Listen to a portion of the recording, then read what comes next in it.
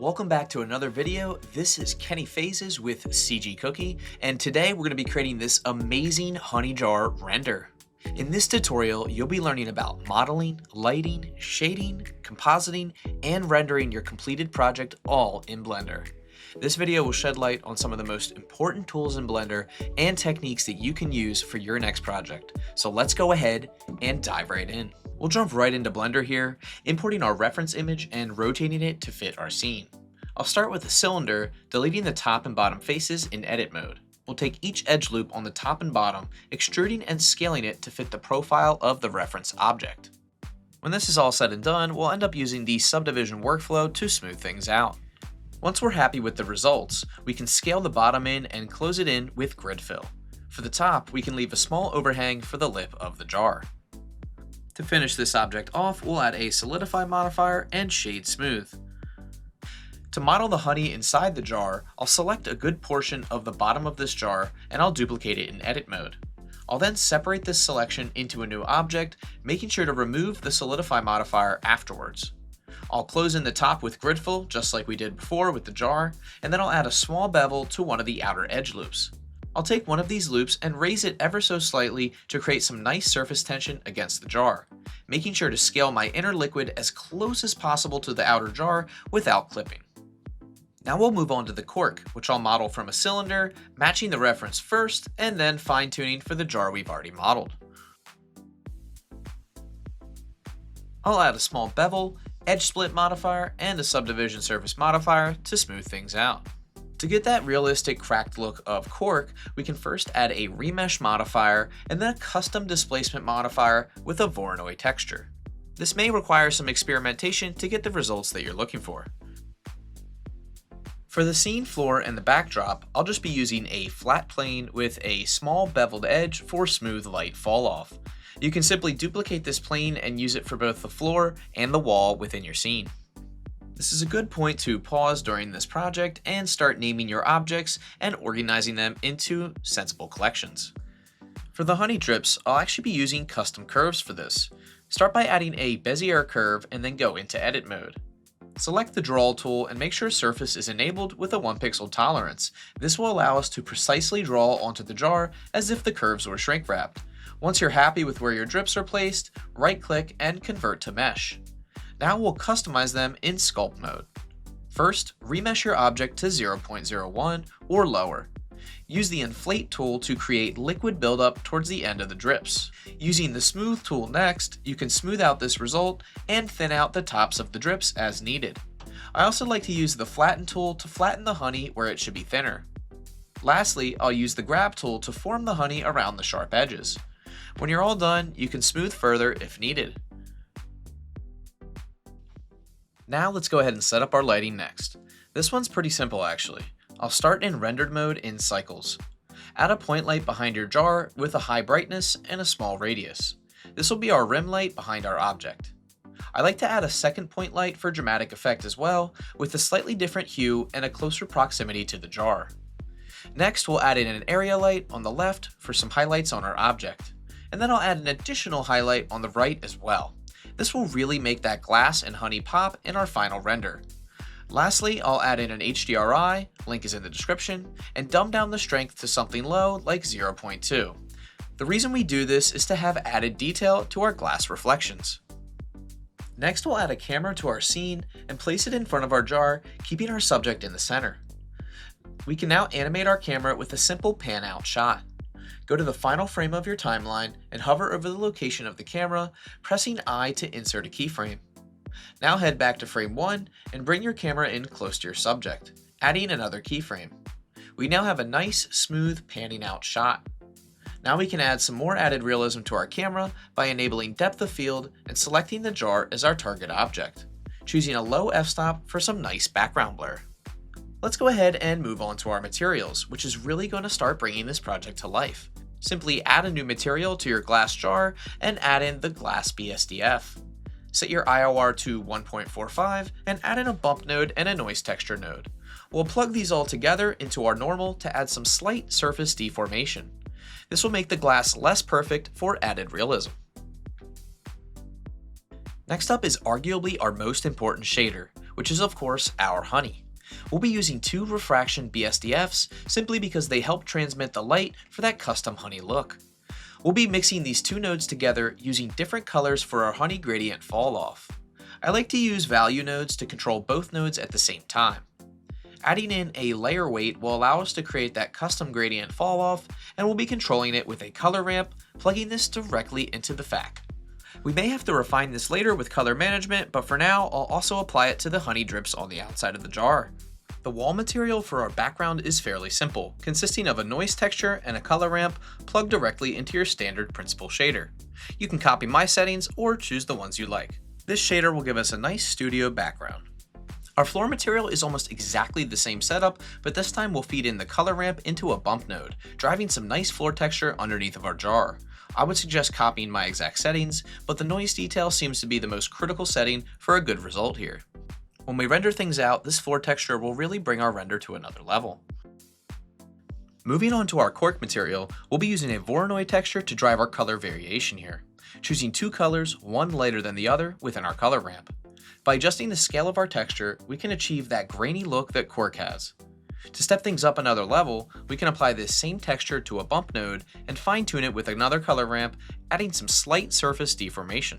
Depending on the size of your cork, you may find yourself adjusting these settings.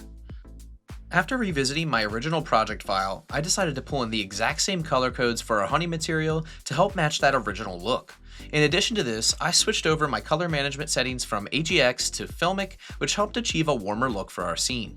I also raised the contrast a bit, and now this is really starting to come together, but we still need some more details. One of those key details that we'll add is the bubbles within our honey. With our honey mesh selected, I'll start a new geometry node setup. We'll start with converting our mesh into a volume so that we can distribute points within that volume. Now we can use those points and instance any object we want onto those points. For our instance object, I will use a sphere. I'll scale it down a bit first, and then we'll add in our scale instances node, driving their scale with a random value from 0 to 1. This will create some healthy variation in the sizing of our instances. To make the bubbles actually cut into our original mesh, we must first turn them into a real mesh, using realize instances. After this, we can reroute our original mesh into a mesh boolean with a difference operation, using those instances to cut into that mesh. After adjusting the scaling and density, I'll switch back to rendered view, and now our output should show our mesh with bubbles inside reacting to light the way that they should. To speed up the setup a bit more, I'll also reduce the quality of the spheres. Also, don't forget to shade them smooth. Our next setup is extremely similar to the last one, but it starts with a giant cube covering our scene. We'll be using this cube to distribute particles in the air. We're basically replicating the exact same setup as before, but with a higher density that fits the scene well. You can use your artistic freedom here, or you can copy my exact settings. Once you have your particles set up however you want, you can create a new material attached to your cube, and you can then apply that material to your instances using the Set Material node. I chose a lighter yellow color to fit the honey theme. And now just like that, we have even more atmosphere in our scene. And while we're on the topic of geometry nodes, let's spice up the floor a little bit. Since this is a honey-themed render, I thought it was only fitting to add hexagonal tiles to cover the floor.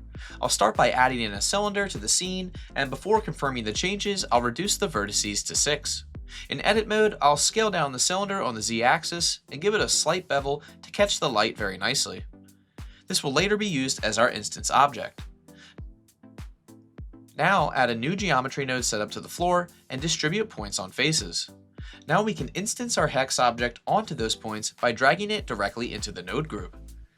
I'll shrink the scale down with the value node, and then I'll add our random scaling just like before. Now we'll simply join the original floor back together with our instances using a join geometry node. For the finishing touch, we'll apply the same material as the floor using a set material node. And just like that, our render is pushed even further. Now, this wouldn't be a product without a label, so let's import our label that I designed as a mesh plane. All variations of this label will be provided to you via a link in the description, but the folks at CG Cookie challenge you to create your own. Although most Blender artists would typically use UV mapping to add their label, we'll be using a workaround that I prefer, using a curved circle. After scaling our curved circle to the diameter of the jar, I'll subdivide our plane and use the Curve Deform modifier to wrap the plane around the curve. You'll have to likely use the X and Y location to place your label properly. Once you have it in the position you like, you may also have to flip your label depending on the orientation you imported it in. To increase the quality of your result, increase your resolution of the curve in Viewport and Render, and shade your plane smooth. Now for our label material, we'll be using a special technique to make it partially metallic. Since our label is already a PNG with alpha transparency, we can utilize the black and white aspects of the logo, separating them with a color ramp. By duplicating our principal BSDF and driving it with the image texture, we can actually mix the two together, controlling which one of them has different colors with a color ramp. The color ramp basically decides which colored pixels are allowed to go through into our input. We can then take that input and change the metallic and roughness values to achieve a unique metallic look. Now, the background, which is white on our label, will look metallic, whereas the text and logo itself will actually look flat and diffused. Getting closer to the finish line here, it's time to ramp up our render with some basic compositing. Switching over to our compositing tab, I'll start with a new compositing setup and switch our top section to the rendered view, enabling compositing in camera so we can see our results in real time. For this render, I wanted to add a soft glow around our highlighted areas in our render using the glare node. We'll switch our type to fog glow and adjust our threshold until we're happy. I'll change my tint to a yellowish glow following the theme of honey.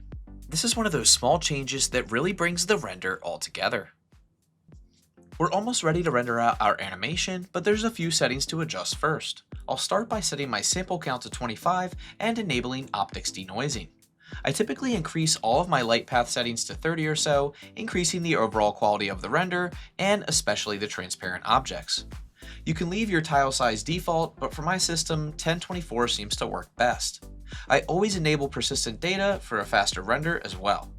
Even though our sample count is low, our resolution won't be because I'm setting it to 200%, giving us a larger image size. This large image size can sometimes allow us to get away with lower sample counts. Next, we'll need to choose an output folder and name our file. Our media type will always be set to image PNG because an image sequence is the safest way to go for projects like this. If Blender were to crash on us, we could simply pick back up on the last frame where we left off, as compared to a video file which would fail altogether.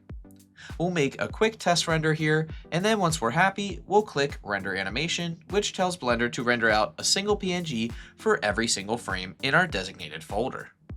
Once the render is complete, we'll open up a new video editing file and import our PNG sequence. Locate the folder that you exported to and click on the first frame. Scroll down to the last one and shift-click it, allowing us to import all the images as one single chunk. The default resolution is set correctly, but we'll raise it to 200% of its original size to match our PNGs. I'll set our frame rate to 30 frames a second and our end frame to 120 because that's how many images we exported.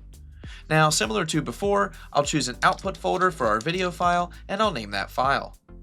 Under the encoding, I'll make sure that the container is set to MP4 and the video codec is H.264. I'll also set our color depth to 10 and our quality to high. I'll scroll up through the timeline to make sure I'm not missing any frames, and now I'm ready to render my animation. And here is our completed animation. And the fun doesn't have to stop here, because there's so many more creative opportunities for our setup. Simply by swapping the label, changing up our color scheme, and modifying the details, we can create all sorts of fun variations. The folks at CG Cookie challenge you to create your own version of a jarred product. When you're done with your custom jar, be sure to tag us online and we'll repost it. In this video, I used a lot of Blender fundamentals to build what looks like a complex scene. If you want to go even deeper, grab the project files in the description below and check out our Blender course series. 11 courses covering everything you saw here, including Grease Pencil. It's years of college packed into a download. Link is in the description.